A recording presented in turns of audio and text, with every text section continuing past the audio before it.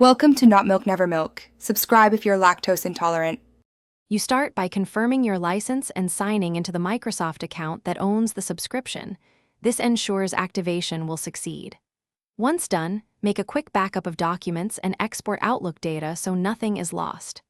Next, check system requirements, disk-free space, RAM, and Windows updates, because incompatible systems stall the process. Move straight to the installer. Either run the Microsoft 365 Portal installer or download the Office package for perpetual licenses and prepare your product key if needed.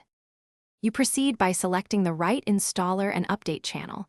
This controls features and stability. If the installer recommends uninstalling an older consumer build, follow that step. Otherwise, opt for in-place upgrade to preserve settings.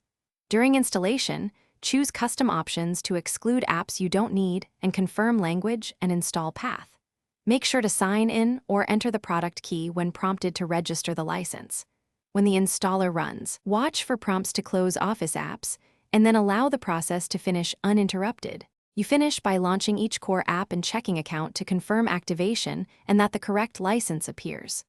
Once opened, run Office Update from File Account Update options to install any hotfixes, then restore templates, profiles, and add-ins you backed up.